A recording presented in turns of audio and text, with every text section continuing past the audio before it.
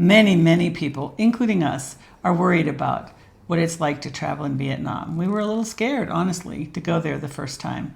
We didn't know what to expect. We didn't know if we could handle the language, what the food was going to be like, and just the general unknown of Vietnam. The U.S. has a difficult political history with Vietnam, and we were a little worried about that as well.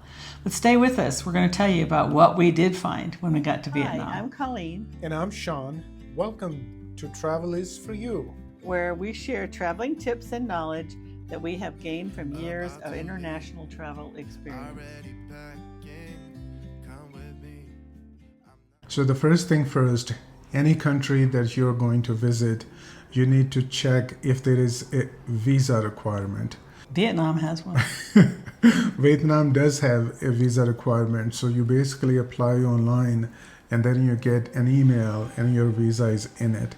We printed a copy just in case, but when we went to the airport, we did not really need it, but they advised to print a copy, so we always follow whatever they suggest.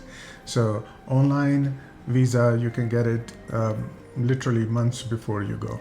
And it is a good idea to get it early because it takes a few days for them to process it. So get it done so you don't have to worry about it. Yeah. So the other thing that I was worried about was the language. I don't speak Vietnamese. So when you are going to any country, Colleen always says, learn the basic words, basically, which is hello, how are you, thank you, and goodbye. Goodbye. Please. And where is the bathroom? That's a very important one. And generally it's pretty simple, straightforward, even if we will never get the accents right, but when you say something, they know what you are talking about. So it's a good idea to do that. The other thing that we always do is we use Google Translation app. You can use any conversation app or translation app that you are used to, but Google is pretty standard and they have many languages. So for example, for Vietnamese, we went and we downloaded it. On my phone at home, it takes less than 10 seconds to download any language. And when you go there, you basically hold the phone, push the button, and you say something in English, and it translated.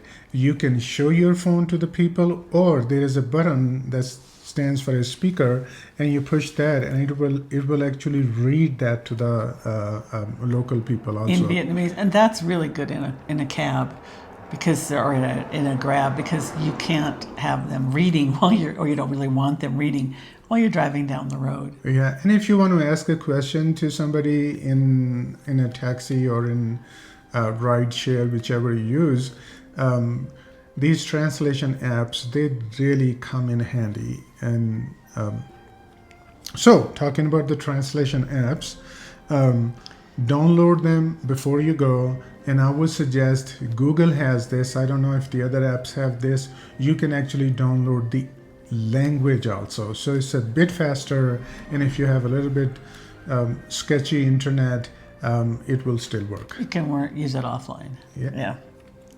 So we were talking about the cabs and taxis. So one of the things that I do, and Colleen does that also, sometimes she tells me to do it. And that one is to go to the internet and ask which one is the common ride share in that country.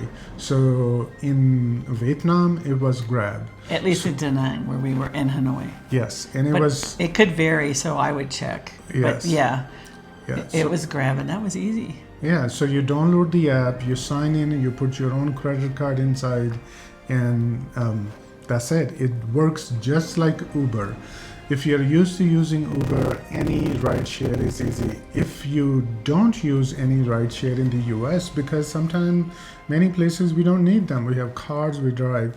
So in that case, I would suggest to download the app, put your credit card in, and just go watch some YouTube about how to use Uber or Grab, or whichever the local app is. You could practice it at home if you want to. You can take a short trip, and but it really is pretty intuitive after you get used to it. So the first time it may take a little minute, but once you get used to it, it's pretty easy. So basically what you have to do in this is wherever you are going, you put the destination in. So if you are at the airport, you put the hotel's address wherever you're going in, and it will know that you are leaving from the airport and you're going to this hotel.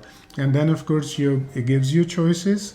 And Choices of which level of service to get. The choices are: do you want an electric car? Do you want a premium car? Do you want 7-passenger car? Those are the choices that they give you. yes, I typically take the first one. Sometimes I take the cheapest one. Talking about cheapest, Grab is extremely inexpensive in Vietnam. We went Shocking. shockingly, yes. Another thing that you can do before you leave home is to go and try some food of your destination country, and in this case is Vietnam. You can find Vietnamese restaurant pretty much anywhere. Every restaurant has 50 different choices, some that will speak to you, some won't. So one of the things that I do, any restaurant that I go to Gemini or whatever AI app you use, and I ask what are the popular well-rated dishes at that restaurant. And I have found that to be very, very helpful. So I would suggest just to try some Vietnamese restaurants before you go. This way, when you go there, you're familiar with food. And one thing that crosses over between language and restaurants is if you have some specific food allergies, like I'm allergic to shellfish, I recommend that you go into your app and you say, I have a severe shellfish allergy. I cannot eat anything, and you can list them out. I don't eat any shrimp. I don't eat any clams. I don't eat any scallops, or whatever your thing is. Maybe you're allergic to gluten or whatever. I put that in the app. It gives a printout in the script in Vietnamese, and you can take a screen print of that. You can probably find a way to print it. I just do a screen print, and you can actually laminate that, or I actually laminate it with Scotch tape, but I just put Scotch tape all over it. So I make it as small as I possibly can. But then anywhere I am, if I want to go out and explore in the city and eat at some local restaurant, which is wonderful, you need to be able to tell them, this is a problem for me, tell me what I can eat. And they're very happy to help you that way. And it's easy, you know that you've told them the right thing, and onward you go. So I suggest that as part of your preparation for traveling in Vietnam. So now let's talk about what we found when we got to Vietnam. We found a lot of things where we were not surprised. We were surprised by the consistency of it. There were no special things that we needed to worry about. And one of them is when we landed at the airport was just like any airport. And it was really easy to get through. We went to immigration. We showed them our visa. Actually, I think our visa was attached to our passport. So we gave them our passport, and that was it. They did ask a couple of questions. Why are you here? How long are you going to stay? So those answers were quite simple, right? And I would be prepared at some time they might ask you where you're staying. Just know the address for your hotel. And by the way, these questions are very, very common. Even if when you come back to the US, sometimes they will ask you the similar questions. Where have you been and why? Yes, Yeah. in any country you go to, these are basic immigration questions. So the airport was not anything to be afraid of. I know we've had friends who wanted to get special escorts to the airport, and you can do that. If you want to pay that money, you can get somebody basically that just takes you to the front of the line. But when we got up there was nobody even in line. There was one family in front of us, and I'm glad we didn't pay the extra money for that. So we were fine. Airport was very typical and no problem. And then we got to our hotel. That was also just lovely. Our room was fantastic. Everything was good. The service was wonderful. The people are so friendly in Vietnam and very helpful. And we tend to stay at IHG hotels or other American chains, and they almost always have no language barrier. They almost always speak English, and so it's easy to navigate. So the breakfast buffet had a lot of international dishes. There was some Indian food, there was Chinese food, and of course Vietnamese food. But you'll also find in every one of these kind of chains, you're going to find fruit and yogurt and cereal and eggs, bacon, other kinds of things. So breakfast is something we always recommend that you try to get at your hotel. so that you're not running around looking for something that's somewhat familiar. I did learn at one hotel to eat pho, which I had thought I would never eat, and I love it now. So, and I love pho for breakfast. So I would say, go out a little bit, reach out a little bit, learn to customize for how you need to eat, and try all those excellent food. So there were a lot of positive surprises when we went to Vietnam. One of the things that we were surprised about, at least I was the number of people that were in the water at the beach at 5 in the morning. I mean, it was amazing. And they were all locals, families, that's part of their tradition, I guess, is they go down early on. Everybody's in the beach. I mean a lot of people in the water at the beach. And then they come out, they have these group shower kind of places as you come out of the water. Go through these beach clubs where they have all this water that you can shower. People actually are like shampooing and washing under their arms. And that's their shower for the day. And then they head off and they go to work. And they almost all of them come back again at night. And they're there 5 o'clock in the morning and 5 o'clock at night. And it's just part of their culture. And it was really exciting to watch. It was fun because it's full families. So there's all these little kids and everybody's just having a great time. It's a very family-oriented culture and obviously a very beach-oriented culture, at least in cities that are along the coast. Another thing that we were very, very pleasantly surprised with was the natural beauty in Vietnam. I don't know what I was expecting. I knew we were going to be on a beach, but the beaches were beautiful. There were mountains that were pretty incredible. We took a cable car ride up. We went to the Golden Bridge. Golden Bridge. Golden Bridge. That was beautiful, and it was misty. It was kind of romantic kind of a thing. And it was just lovely. We really had a great time doing that. We went to Hoi An, which is near Da Nang, which is where we were staying most of the time. And that was also a really big surprise. We had not done any research about where we were going. We went because everybody said, you should go there. So we got a Grab and we went over there, and Grab driver dropped us exactly where we needed to be. We had no idea. And we walked through this quiet shopping street, over this Japanese bridge, turned the corner, and it was like a party was in front of us.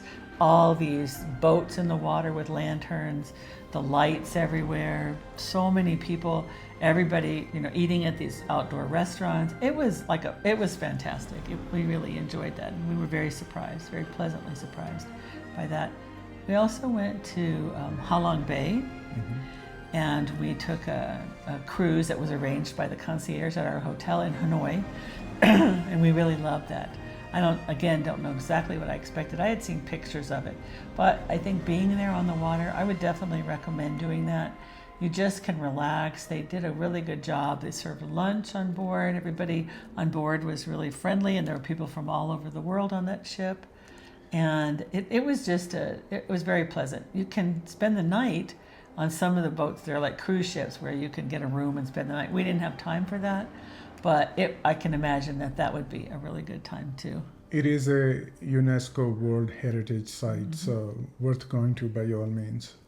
Yeah, and on that note about planning trips and stuff, we didn't know a lot of places to go. We didn't know necessarily how to even get to the Golden Bridge or any of those things. But if you go to the front desk or to the concierge, if your hotel has one, you can arrange a lot of things. They're happy to do it for you. They know reputable firms that will take you there. They will know that you want somebody who speaks English, your driver, your guide, whoever. Sometimes it's a private tour, which we've had, and then other times you're getting on to a van with maybe 8 or 9 other people. And actually that's kind of fun too. That's the way we did Halong Bay. Yeah. And so there were people on the ship with us, on the boat with us, that were on the same van. So it was kind of nice. You get to have a little bit of a relationship for the day. And we really enjoyed that. Concierge this is what they do. So they have a lot of good information. And when we talk to a concierge, we literally chit chat for a minute so that they get a feel, the kind of stuff that we would like. And then their recommendations are always right on. Some hotels do not have concierge. So in this case, you go to the front desk and you do the same thing. Sometimes the person on the front desk may not be the most suitable person, but you don't have to worry about this because they'll go get somebody who's suitable for Yeah. this. They often have some relationship with a tour company that handles different tours that are in the area, so it's a really good place to start. Yeah. So now we want to talk about our favorite things. And Sean, why don't you go first? What are your 2 favorite things about Vietnam? It's history, always history. I love to learn history of any place that we go to, and I find it's much easier when you are in that country to learn their history. One thing that you have time at home, there is always something to do. So history will be my first thing to learn, And they were absolutely willing to share their history. And it was a surprising history. I mean, we just hadn't done any research, so I didn't realize we were going to have Japanese influenced villages. I didn't realize that I guess I kind of had an idea there had been an imperial structure before, but I didn't understand just how grand it was in different parts of the country. And we enjoyed visiting those giant castles or palaces or whatever you want to call them. every country has their own history, and sometimes we don't hear about that because we are in our We don't own study world. Vietnamese history, we study American history. Exactly. So And they don't study American history, they study Vietnamese history. I mean, this is Exactly. universal. exactly. What about your second favorite thing, Sean? My second favorite thing is to go to these other cultures and try their food. And it is no surprise by now, but in the beginning it was a surprise that every country has a wonderful cuisine. Vietnamese food is prevalent even in America and in many other countries. So it is very good food. But I've been surprised in many other countries that you never hear about their food, but they have wonderful. Or you might food. hear about one dish, but you don't hear about all these other dishes, which That's right. are amazing. So it is good. And Colleen, what are your favorite things in Vietnam? Well, my first favorite thing is the people. I mean, really everywhere we went, the people were so friendly and welcoming. And having lived through the Vietnam War, I was really worried a little bit that there might be some animosity still. Never ever saw it. We did meet a guide on one of our tours whose grandfather had been killed in the Vietnamese War. He was on the Viet Cong side. And I was really concerned that there would be a lot of people like that might hold some anger or resistance for us. But he said, actually people asked him this question. He said, I talked to my grandmother who lost her husband this way. How did she feel about it? And she said, there's a reason that your eyes are on the front of your face, so you can look forward, that there's no reason to spend your time looking backwards. So very forgiving and wonderful people, just a perfect example of that. And we found that in every location. We had breakfast people who just knew what we needed, and every day you didn't even have to ask, here would come your iced latte, or here would come your, Americano, or whatever it is that you've been drinking, even what you eat when you go up to the omelet station. They, would you like this? Because that's what you ordered the last couple of days. And then the level of service was really amazing, and I enjoyed that. It's very common for people who work in restaurants and hotels to go to hospitality school. Yes. So they are really tuned into what our needs are and what the needs of the other travelers are also. So they pick up on those things, and second day you go there, they already know those things. It's So pretty amazing because they're dealing with a lot of Yeah. people, but they remember. it's very, very pleasant experience. The second favorite thing that I have is that I had the best steaks I'd ever had. We found a restaurant that flew in meat from Argentina because they don't have a lot of beef cattle in Vietnam, but they flew in. This is just amazing to me. Flew in meat from Argentina, and I had them every night. I would go there and eat the most fantastic ribeye, perfectly prepared, beautifully presented. There's a French influence in Vietnam, and so they have a flair for presentation that I think came from those times. They have great baking food, big pastries and stuff that come from the French influence as well. So I just really enjoyed the food, and it was a real surprise for me, and it became one of my favorite things.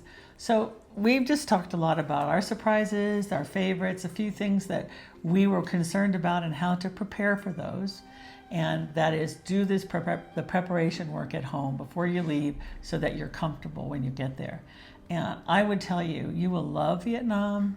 It is a little chaotic. When you go there, you might just be a little bit crazy, feel a little crazy with the traffic, but you're not going to drive. Do not drive in Vietnam. Get a Grab, have somebody else do the driving. They are so proficient. It's really shocking in many ways, just how well they navigate without any lights, cars going every direction, but it's like a dance that they all know the steps to, and they make it without any problem. So we actually became kind of one of our entertainment things was crossing the streets, which we did without any problem, but it is interesting. So I really think we both feel definitely Vietnam is a thumbs up, from both of us. And I think you should try. You should go. I can't wait to go back. Exactly. It's a beautiful country with wonderful people. Yeah. And good food. Yeah. Of course, our experience is limited, and we know there are thousands of people who go there, and you may be one of them. So if you have learned something that we did not mention here, we would love to learn from you. So please write down in comments what your experiences were, the things that you like, the places that you went to that somebody else should try. And also, if there are things that you're worried about with traveling to Vietnam that we didn't directly address here, put them in the comment section and we'll try to help answer those questions and tell you how that may have been a concern of ours and we, didn't end up having any problem with it. So, we want to hear your comments. We want to know what's going on out there in the community. So please make a comment. Also, subscribe and like. That really helps us a lot, and we'd appreciate your contribution to that. Thank you. Thank you. About to leave, already packing.